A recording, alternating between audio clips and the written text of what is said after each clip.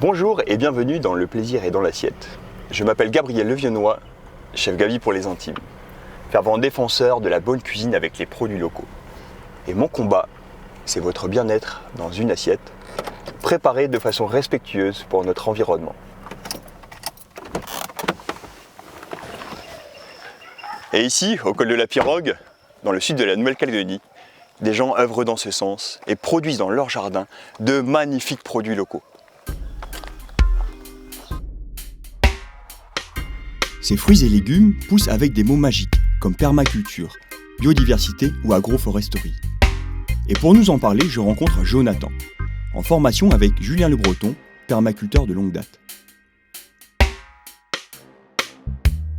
Donc toi Jonathan, là, tu me disais que ça fait 2 mois que tu travailles avec Julien ? Oui, voilà, ça fait 2 mois. Vous avez commencé à cultiver, comment ça s'est passé en fait En fin de compte, je l'ai trouvé sur la route à Nouméa, j'ai fait du pouce. Ah ouais, tu fais l'autostop. Voilà. Et Julien était embarqué. Il m'a embarqué comme ça, puis moi je cherchais du travail, tu vois. C'est l'autostop qui a duré pendant 2 mois déjà. Voilà. Et puis du coup, c'est de là qu'on a démarré. Il a dit, ah, moi là, je fais le champ, je fais ça de la Saint-Tropez, tout ça, tu vois. Il m'a expliqué un peu les choses de là à là, quoi. Oui, d'accord. Puis il m'a lâché à Païta, puis il m'a dit, ah, si tu veux, lundi, tu viens me trouver là-haut. Là au col de la Pirogue, là, tu viens me trouver là, je vais t'expliquer un peu les choses. Et alors qu'est-ce que tu as appris, qu'est-ce que tu découvres ? Déjà une façon de cultiver, des techniques, tu vois. D'accord. D'enrichir le sol, de nourrir la terre. Partir du sol, partir de la terre, Voilà. pour La produire base, à manger. Voilà. Produire à manger, pour être déjà bien. Être bien en soi-même, pour manger des bons fruits, pour que ton corps soit, tu vois, soit solide déjà aussi. Les os, les boyaux et tout, ça appartient aussi à la terre. C'est la terre qui te donne tout ça pour que tu vis mieux aussi. Tu apprécies mieux à vivre, quoi. Donc, tu t'occupes de la terre comme tu vas t'occuper de toi-même. Aussi. C'est un peu le C'est un principe. peu le principe de ce que lui il m'a dit, quoi. Et lui, Julien, donc il a fait un petit plan là, Voilà. sur son jardin qui est ici. Mais lui, il disait que c'est la fleur de vie. La fleur de vie. Voilà. C'est ça, là, la fleur de vie. C'est les points cardinaux, c'est les, comment on appelle ça, les géométries sacrées. La géométrie sacrée. Voilà. Waouh.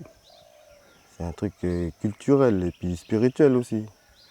C'est fort. Quand tu veux comprendre, quand tu veux apprendre, ça te parle vraiment, quoi. Et donc alors là, j'imagine ça doit être le nord, après là-bas le sud. Voilà. Et comment ça fonctionne en fait ? Après, pourquoi vous avez mis des repères, on dirait une carte ? Si tu veux, parce que les repères, c'est là où on a mis les plans. Les piquets, là, si tu veux, c'est des troncs, voilà, c'est un pied de banane. Chaque piquet vert que tu vois, là, c'est là où il y a les points cardinaux, tu vois. C'est des plans. Points cardinaux tropicalisés, avec Voilà. des bananes. À chaque endroit, donc vous avez planté un pied de bananier. Au nord, au sud, à l'est, l'ouest, tout ça, on a mis un pied de banane. Repères, vous avez fait des repères. Voilà. Puis de là, ceux qui sont au milieu, là, le cercle du milieu, ça c'est des tarots. Et après, poteau central. Voilà. Après quand tu le fais, c'est là que ça te parle. Ça prend du sens. Voilà, parce que tu fais. Quand tu fais après, c'est ça que tu sens que vraiment il y a quelque chose qui se passe là. Juste dans le petit moment que tu te fais tu prépares le sillon ou quoi. Je comprends, je vois que c'est vrai, mais il ne m'apprend rien. Tout est là, quoi. Tout ce que lui m'apprend, mais c'est là. Ça te paraît logique en fait. Voilà. On dirait que je le savais déjà, mais j'ai oublié peut-être. Ou eux, ils ont oublié de me dire que c'est comme ça. Là. Et quand tu dis eux, c'est qui ? C'est les vieux, c'est tous les grands-pères à nous, tous ceux qui sont partis avec cette connaissance-là. Ah, donc cette connaissance, tu penses qu'elle est déjà en toi, que les vieux, ils l'avaient déjà. Mais ça n'a pas été transmis. Voilà. Et toi ensuite, tu vas vouloir transmettre ? À ceux qui veulent apprendre. Tu penses qu'il y a d'autres personnes comme toi, oui, il y a des beaucoup. jeunes Kanaks qui veulent se lancer dedans ? Ouais, il y a beaucoup, moi je sais qu'il y a beaucoup. C'est toi qui vas faire un poteau central pour les autres. Pourquoi pas. Et donc toi, tu es prêt à t'investir un peu dans ce chemin, tu es prêt à t'engager par rapport à ça ou... Oui, je suis prêt, mais il faut aller doucement. Bah, tu peux me montrer en vrai alors ce que ça donne, ce schéma, un peu comment ça fonctionne là, au niveau du jardin.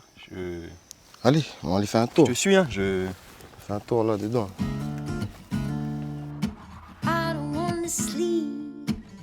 promises are to keep, and it's always on my mind. The solution I have to find. Et puis ce que j'ai remarqué, c'est dans la façon de planter aussi, il y a plein de diversité de produits, Oui, c'est de légumes, de fruits. Des plantes un peu de tout partout, là. Tu vois, c'est un peu mélangé, là. Quand on parle du destin commun, mais voilà, là, on le voit ici, là, tu vois. Il y a des plantes du Brésil, du Japon, un peu de tout partout. Des trucs que nous, on passe tous les jours à côté, tu vois. On ne sait pas que c'est mangeable. Nous, on court toujours après le magasin, là, mais voilà, là. Votre magasin, il est ici du coup. Ben, en fin de compte, il était là depuis. Hein. C'est nous qui avions Il a oublié. toujours été là. Le Ah, magasin, il a toujours été là et puis du coup, Nous, on a oublié. On a fait le plus facile, tu vois. tu viens cultiver, préparer la terre, après reconnecter un peu à la nature. Voilà, Et puis tu repars avec ça, là. à manger quoi. les bonnes choses. Hein. Bonne chose. Tu sens la différence là, depuis 2 mois quand même? Oui. Il y a beaucoup de choses à changer. C'est déjà à la maison, puis déjà moi-même aussi, hein, au fond de moi, là, par rapport à des pensées, Même les pensées. ouais, de faire bien, faire des bonnes choses. Essayer de faire, des fois c'est dur aussi d'essayer de faire du bien, c'est de changer les mentalités, Changer les façon de voir mentalités. les choses, Façon de... ouais.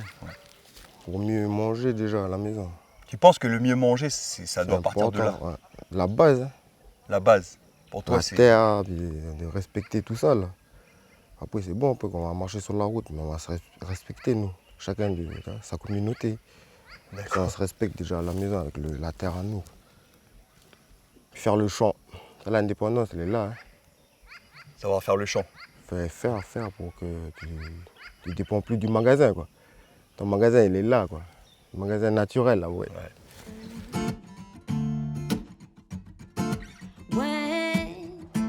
C'est un fait.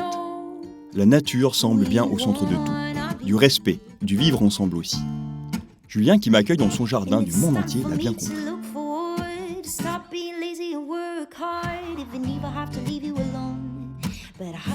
T'as les grands arbres là, les grands bancouilliers là, c'est vraiment apaisant. Ouais. Tu cultives ici depuis un certain temps là? T'es en Ici, ça fait 6-7 ans qu'on 6-7 ans. dans ce Ouais. coin-là, oui. C'est des anciens jardins ici.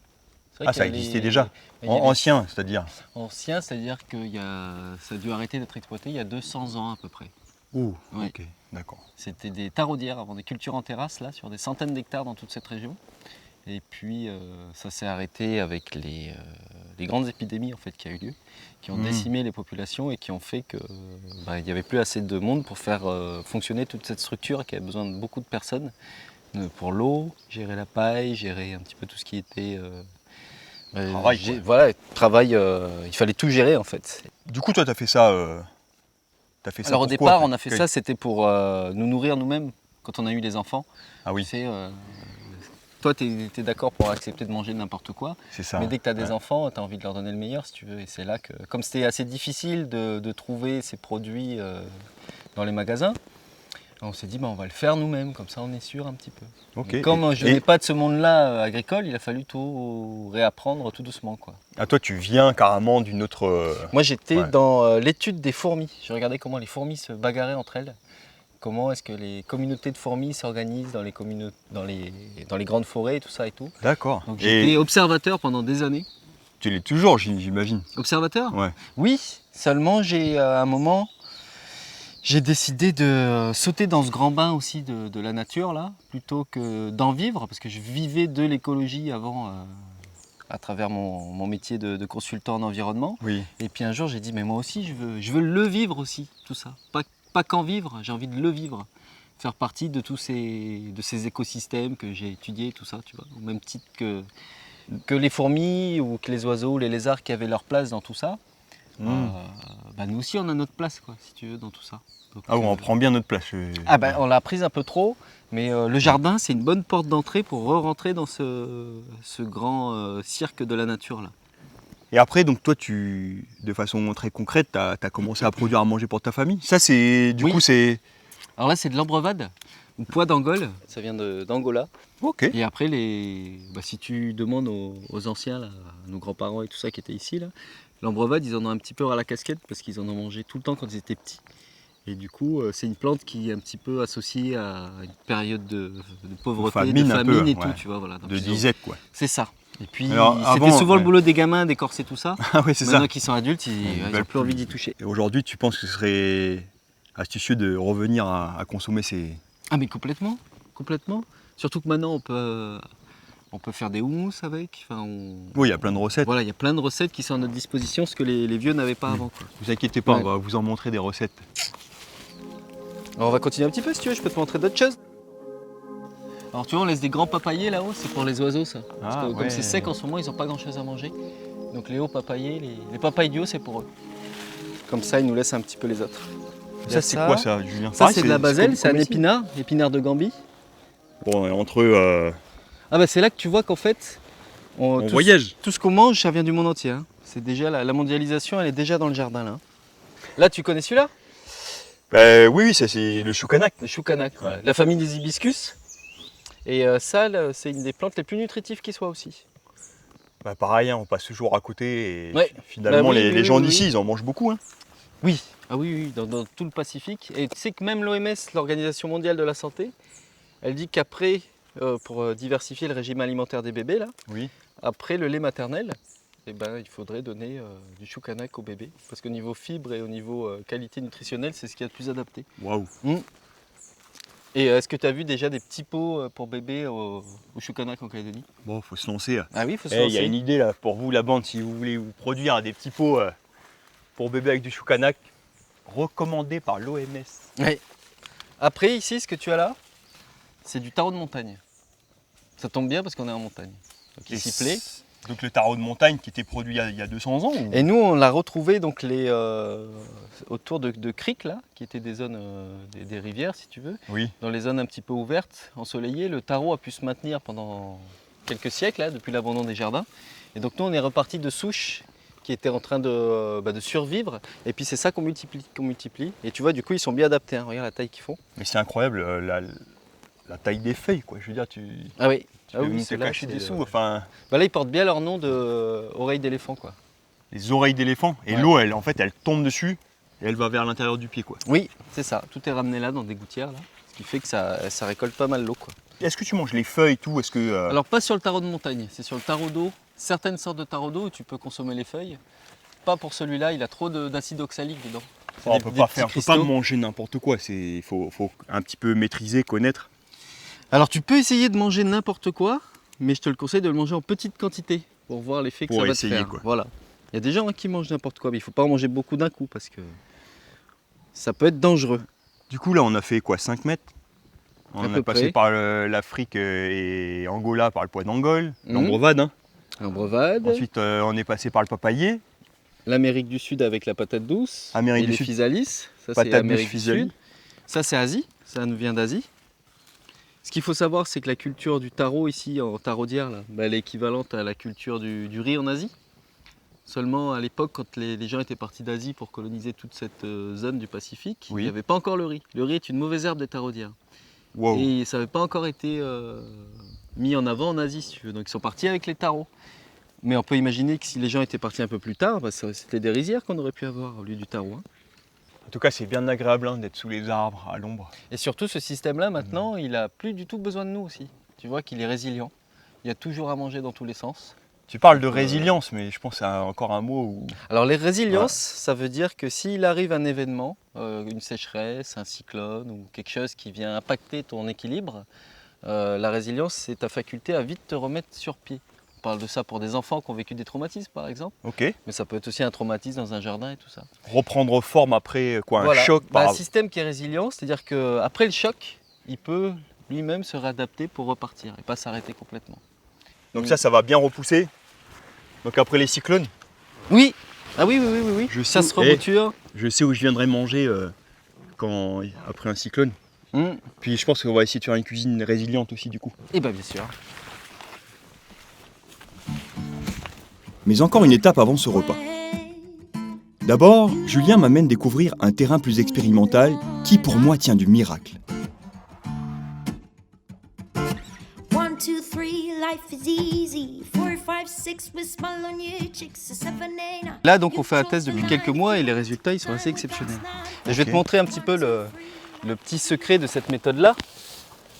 Pour relier nos plantes entre elles, En fait, on va utiliser ce que la nature a toujours fait, c'est-à-dire ce sont les champignons. Et pour avoir ces champignons, pour relier nos légumes entre eux, là, eh ben, on va mettre du bois frais. Alors celui-là, bah, il est plus très frais maintenant parce que ça fait plusieurs mois qu'il a été mis sous la terre. Mais tu peux voir Ah oui. les champignons là, tu les vois? Oh, il y a un petit peu de fourmis aussi. Mais ce qui est le plus intéressant à voir, c'est qu'il y a des racines. Tu vois ces petites racines là? Mais elles viennent d'où? Parce que je vois pas. C'est les racines des légumes qui sont tout autour. Ça va être la connexion entre les racines de nos plantes là Oui. et le réseau de champignons qu'on a mis dans toute l'allée qui est ici et qui entoure tous nos jardins. C'est un réseau de champignons. Un réseau de champignons et en fait, c'est comme si on était en train de brancher toutes nos plantes là sur un réseau internet.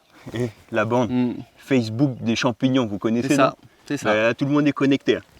Et du coup, bah, sur Facebook, qu'est-ce qu'on fait? On s'échange des informations. Les plantes, grâce aux champignons, elles vont pouvoir se connecter entre elles. Elles vont pouvoir échanger des informations. Par exemple, il y en a une qui se fait attaquer. Elle va pouvoir dire aux copines à côté, attention, il y a une attaque, préparez-vous et tout ça. Et puis surtout, ce qui est super, pourquoi est-ce qu'on n'a pas arrosé ici? C'est que tout ce réseau de champignons qui est là, qui est connecté là sur des centaines de mètres carrés dans tout notre jardin, s'il y a une zone où il y a un petit peu d'eau ou des éléments, eh ben, les plantes elles vont pouvoir demander aux champignons d'aller chercher cette eau là-bas. Et c'est les champignons qui vont ramener ça aux plantes. Waouh. Donc c'est Bah là, très intéressant. C'est impressionnant. Quand Et- même, hein, en Calédonie, hein, juste, en fait, pour vous rappeler quand même, on est dans un milieu insulaire ici en Calédonie. Il y a peut-être 270 000 habitants. Et ce qu'il y a, c'est que le ventre du pays, il est alimenté à 85% de son alimentation par les autres. C'est-à-dire qu'il y a 85% de la bouffe qui vient de l'extérieur. Donc c'est sûr que trouver des solutions en interne et puis de les faire rayonner sur la Calédonie, pourquoi pas sur le Pacifique Sud, c'est peut-être une des solutions pour toi. C'est une des solutions, bien sûr. Et c'est pour ça que nous, on l'inscrit dans la réalité ici, c'est-à-dire qu'on le fait à petite échelle. L'expérimentation. Bah, Prouver alors le que fait, ça fonctionne. voilà, on Ouais. l'inscrit dans la réalité. D'accord. Parce que tant que ça reste un concept, des concepts, on peut en découvrir 1000 par jour sur Internet. Ouais, c'est ça. Mais là, au moins, Ouais. c'est réel. Et puis, les gens, quand ils viennent, au moins, là, Il y a l'exemple. c'est un Ouais. fait. C'est un fait maintenant. C'est-à-dire qu'avant, quand on allait voir les gens, ils disaient « Ah non, je n'y crois pas ». Il y a Oui. beaucoup de gens en local qui disent « Ah non, je n'y crois pas à cette méthode C'est ». ça. Mais on n'est pas à l'église, là. J'ai Donc, l'impression d'entendre Jonathan tout à l'heure qui me disait ouais mais c'est vrai que ça fait 2 mois que je suis là et puis maintenant oui j'y crois parce que. parce que c'est Ouais. inscrit dans notre réalité maintenant, ça y est. Pour en revenir à notre sol d'ici, là, quand on analyse le sol, le pH est à 4, très très acide. C'est comme si on plantait dans du jus de citron nos plantes là. Wow. Et c'est là qu'en fait les champignons sont venus nous sauver, parce que les champignons ça les dérange pas d'aller dans des sols acides, chercher les éléments dont les plantes ont besoin, quoi. Mais les champignons ils donnent pas ça gratuitement aux plantes. Dans la nature, tu sais, c'est une espèce d'interrelation et tout. Et en échange, qu'est-ce que les plantes amènent aux champignons? Du sucre, des vitamines. Parce que le champignon a besoin de sucre, comme tout ce qui est vivant, quasiment a besoin de sucre. Mais il ne sait pas faire le sucre par lui-même. Donc au début, quand on met notre bois frais, là, il est plein de sucre. C'est pour ça que les champignons se développent beaucoup dessus. Mais au bout d'un D'accord. moment, quand il a épuisé tout le sucre de ce bois-là, mais il est encore vivant, il n'a pas envie de mourir, le champignon. Donc il va chercher autour de lui avec qui il peut faire des relations pour trouver du sucre. Et là, il va trouver nos plantes. Et une fois qu'ils ont fait leur relation entre eux, nous on s'écarte de ça, et puis c'est eux qui gèrent leurs choses ensemble. La plante elle a un besoin particulier, elle va demander au champignon ça, Ouais. le champignon va venir lui amener, et en échange, le sucre, la plante va donner un peu de sucre au champignon.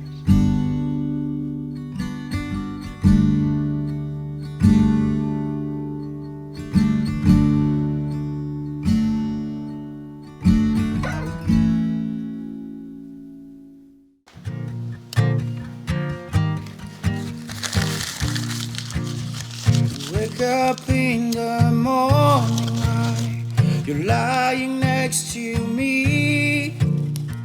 I remember the first time we kissed. It was a rainy day, I didn't know what to Tarot du jardin, là. Tu connais C'est cette le tarot recette, d'eau. David? T'as déjà préparé le tarot comme ça? Non, première fois je vois ça là. C'est un peu archaïque quand même. Ouais, ça c'est une méthode vanotaise pour faire des râpes. Et c'est très très efficace pour travailler tout ce qui est tubercules tropicaux là. Si tu travailles avec des râpes, les râpes normales qu'on a d'habitude, là on n'obtient pas la structure. Tu vois cette pâte là qu'il y a? c'est ça dont on va avoir besoin pour notre recette là. Il faut Ah oui. absolument que le pâteau, le taro ait cette forme de... une espèce d'émulsion en fait de taro. Ah ouais. Tu vois? Nous, c'est bien parce qu'on regarde travailler. Voilà. Bah oui, Comme ça, la vraie recette, c'est lui qui travaille, puis nous, on regarde. Bon, en fait, on s'y met tous. Julien, Lionel, son ami permaculteur, et moi. Ensemble, c'est toujours mieux.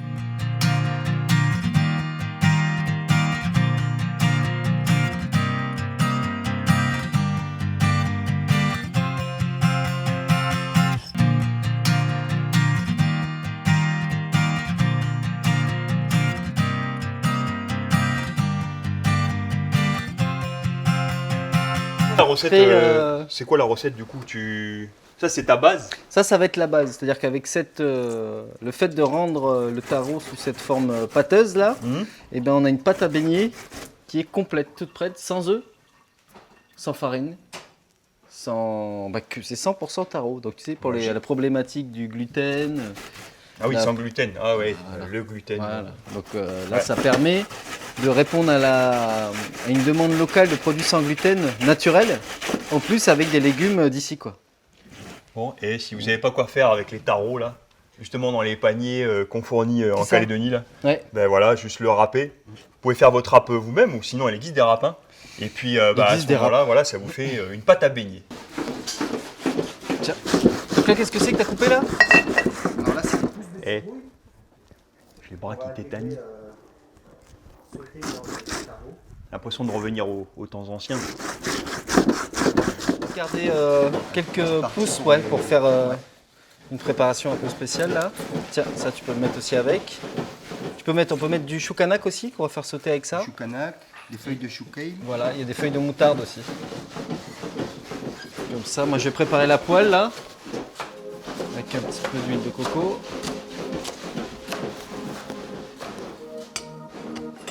C'est bon. Vous lavez les mains. Ok, bah, Donc ça voilà y est, la base. la base elle est prête. Donc ouais, c'est un petit peu gluant.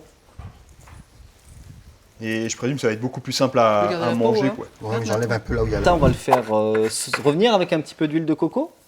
Dans cette huile de coco, avant, tu vas y mettre le poivre vert frais et puis des feuilles de Je calopilé. vais Là. l'écraser un petit peu. Alors on va passer sur la cuisson alors. Oui.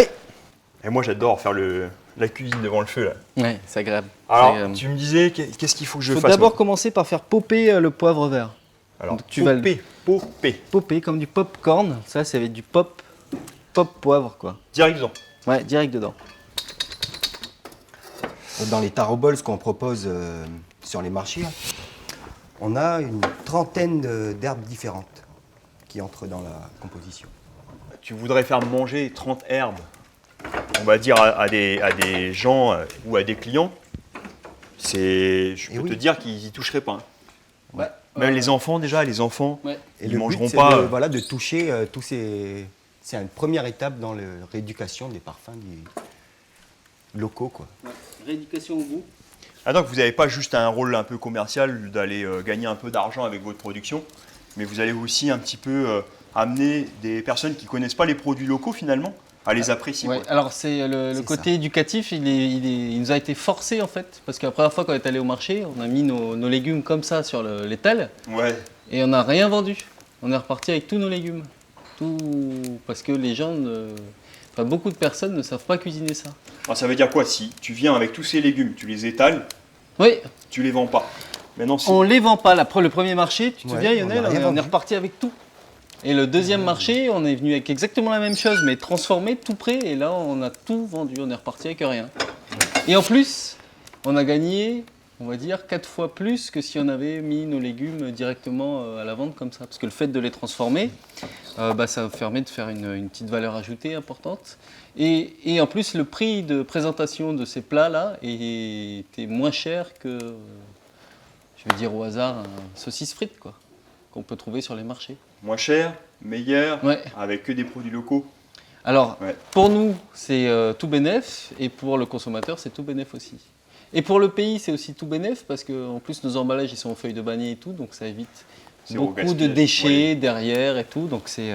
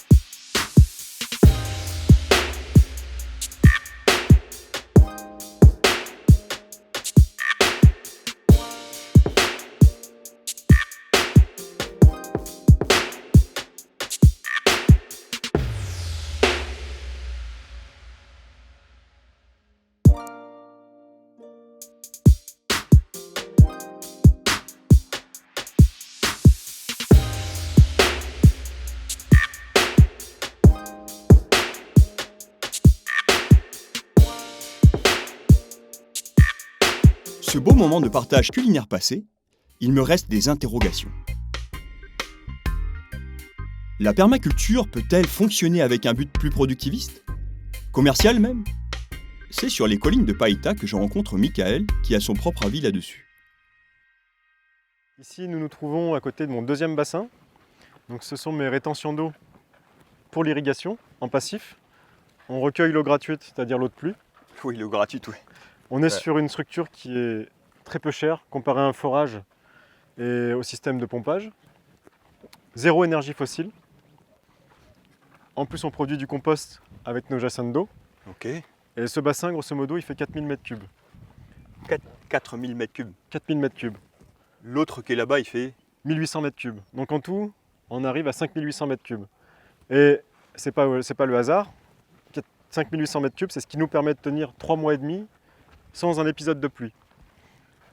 Sachant qu'on a des cultures qui utilisent très peu d'eau, mais quand même, pour produire en quantité, on a besoin d'eau. Donc on a des tuyauteries qui partent ensuite dans le terrain, à peu près 1,5 km, qui ont été posées sous terre, qui nous permettent en fait de dispatcher par gravité notre eau. Dis-moi, tu t'es fixé un sacré challenge. Toute cette eau pour arroser combien d'hectares? Alors, ces réserves-là, c'est pour arroser 10 hectares, sachant qu'ils se trouvent en dessous des réserves d'eau. Là, on est à 120 mètres au-dessus du niveau de la mer. Donc, culture commence grosso modo à 100 mètres. 10 hectares de plantation. 10 hectares de plantation bio. Fruits et légumes. Fruits et légumes. Grosso modo, ça fait 6 hectares de fruits, 2 hectares de bananiers, 2 hectares de maraîchage. Quand même. Tu vas alimenter combien de personnes avec ça? J'en ai aucune idée, mais à terme, le but c'est d'arriver autour d'un rendement en production de nourriture 60 tonnes à l'hectare. Ça vient de chiffres très précis, puisque on va voir après, mais cette méthode de culture a été employée en Australie et au Brésil, du coup sous les mêmes latitudes, avec des terres similaires. Et c'est les rendements moyens qu'ils ont obtenus, donc j'ai pas visé le haut du pavé, quoi. Oui, oui. J'espère qu'en Calédonie, on peut faire aussi bien que les Brésiliens ou que les Australiens, il n'y a pas de raison. Mais du coup, là quand je vois cet espace, alors c'est magnifique, on est en haut d'une colline, mais moi qui ai vécu quand même pas mal en Calédonie, tu fais venir un vieux ici, il te dit c'est pas cultivable, il y a trop d'argile, je vois pas comment tu vas réussir à produire ici. Ok, tu as mis l'eau, mais c'est quand même osé de venir s'implanter ici comme ça en haut d'une colline, avec des sols qui sont catégorisés comme pauvres, quoi. Oui, Terre alors- non fertile, c'est... Alors la terre non fertile, personne ne s'est posé la raison de pourquoi est-ce que la terre était non fertile. Ici, Et- parce que moi quand je regarde le haut de la montagne, où je regarde à l'horizon, je peux voir des restes de belles forêts d'origine. A priori, pour qu'il y ait des arbres de 30 mètres de haut qui poussent, il faut quand même de la terre fertile. Alors cette terre non fertile, depuis la dégradation humaine, Elle était fertile avant. elle était fertile avant. Après, la différence avec l'agriculture conventionnelle, c'est qu'eux ils cultivent leur production et nous on cultive le sol. D'accord. Donc si tu Ouais. cultives le sol, tu augmentes la fertilité. Mais tout ça, c'est une question de perspective, de management et de stratégie. Donc il faut avoir une stratégie au long terme.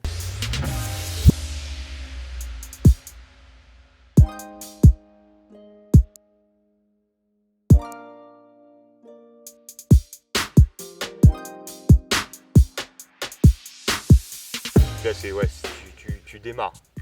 Après C'est avoir le préparé démarrage. tout le sol et la fertilité de ton sol, là tu commences à planter. C'est ça. Donc notre stratégie, elle est simple. Tu vois une ligne support toutes les 5 mètres, qu'on appelle ligne support. Cette ligne, elle est là pour produire de la matière pour le futur maraîchage qui se trouve sous tes pieds, entre les deux lignes. Donc c'est là que tu vas planter aussi. C'est là que je planterai dans 2 ans. Une fois que mes petits arbres supports ont poussé, ils fourniront assez de matière pour fournir un compostage en place. Ça veut dire que je n'apporterai aucun matériau, aucun intrant de l'extérieur. Tout viendra de mes lignes. Tu coupes, tu poses, tu plantes. La Terre, quand on le respecte, est un écosystème qui fonctionne sans notre intervention. Simon Jonsou, titulaire d'une thèse de doctorat en microbiologie des sols, m'explique comment ça marche, et spécialement sur ce sol minier rouge présent sur tout le sud de la Calédonie. Alors, on sait que cette terre rouge en Calédonie, c'est une ressource économique qui est très importante, puisque c'est le support de l'activité minière qui fournit le nickel. Et du coup, aujourd'hui, les miniers, ils font donc de l'activité minière qui dégrade les écosystèmes et qui fait des mines à ciel ouvert telles que ce qu'on peut voir dans plein d'endroits en Calédonie. Donc Mais ils enlèvent toute cette couche Ils pour aller enlèvent toute cette chercher couche, effectivement, le l'endroit où il y a... minerai qui est en dessous de ces sols-là. D'accord. Et ça, c'est ce qu'ils faisaient avant, donc? Ça, c'est ce qu'ils font toujours aujourd'hui. Par contre, aujourd'hui, ils ont des obligations légales de revégétaliser après exploitation. C'est-à-dire qu'ils sont obligés de réinstaller un couvert végétal. Et il y a de nombreuses études qui ont été menées dans le domaine. Et aujourd'hui, notamment, les miniers, de plus en plus, s'obligent à garder cette première couche de terre qu'on a. Donc, ils enlèvent les écosystèmes, ils gardent cette première couche, qui, ils ont compris, est très importante parce qu'elle contient de la matière organique, des graines, mais aussi des micro-organismes qui vont aider les plantes à pousser. Et du coup, ils la récupèrent pour pouvoir la réutiliser lorsqu'ils revégétalisent les mines après exploitation.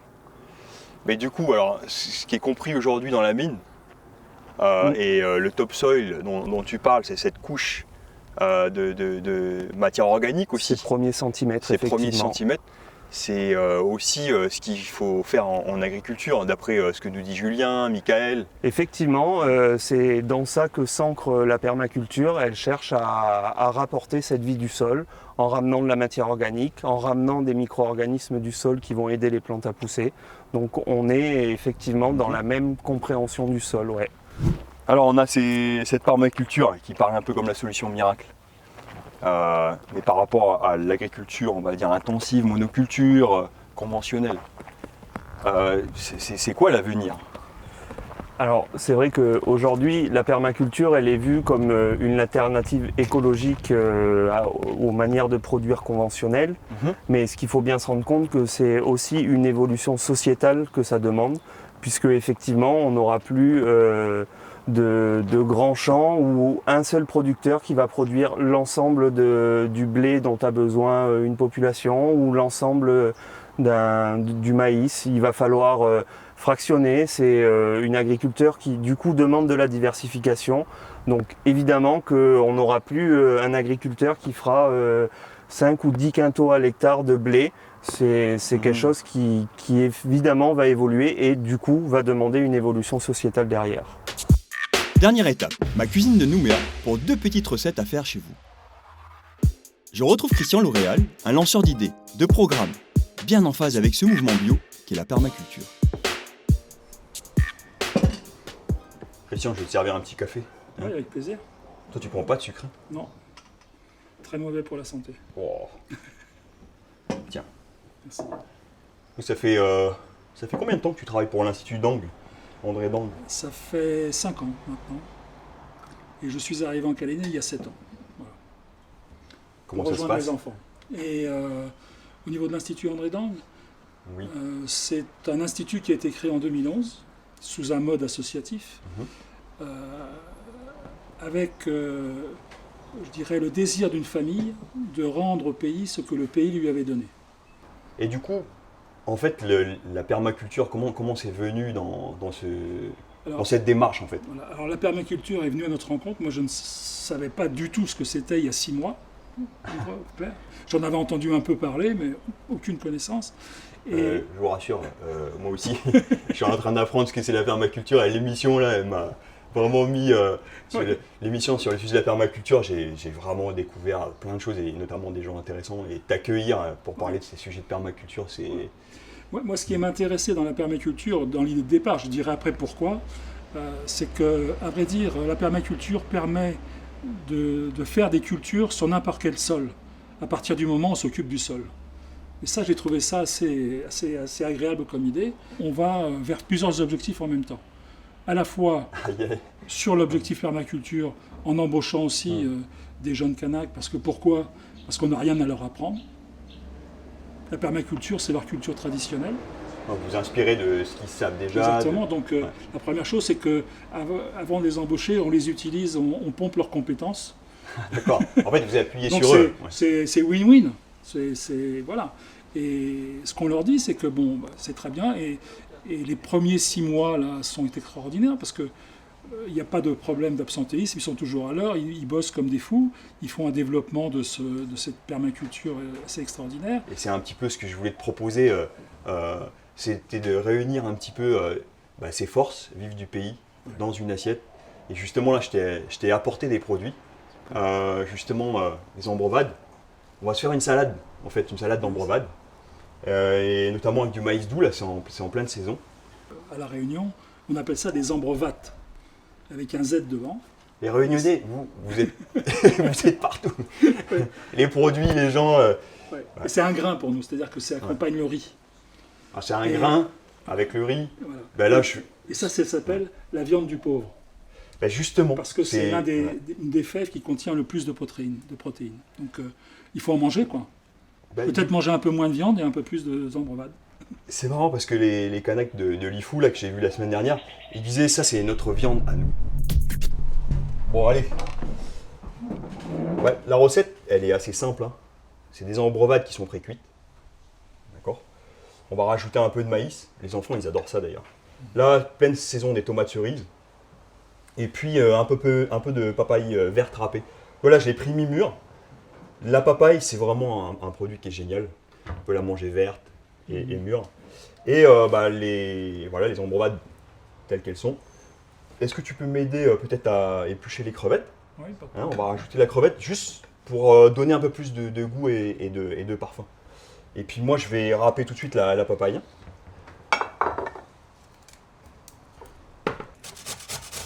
Bon, voilà, là il y a assez. Tu vois, juste un petit peu râpé comme ça. Mhm. Après, sur ces recettes-là, je veux dire, le principe, ça reste le même. C'est comme une salade de lentilles. Vous pouvez adapter en fait ces recettes. Si on veut une bonne utilisation des produits locaux, il faut aussi avoir un petit peu de technique. Voilà. On va avoir quelques méthodes écrites. Et moi, je suis à votre service pour vous proposer justement des recettes. Des recettes qui existent déjà aussi, hein, pour les remettre au goût du jour. Et c'est vraiment avec plaisir que je vous présente ces produits au travers des recettes, au travers aussi de la technique, des astuces. Et l'éducation du goût, le goût des produits locaux, c'est un petit peu ce qu'on veut apporter aussi dans cette démarche. Bon voilà Christian, je pense qu'on a fait le plus dur. Quand tu t'organises, ça va vite. Okay, et c'est un petit peu ça l'objectif de cette émission, c'est de voir comment on peut s'organiser. Tous les ingrédients sont là. Voilà, on va faire l'assemblage. Et ce que je vous propose maintenant, c'est de faire une vinaigrette à base d'ananas.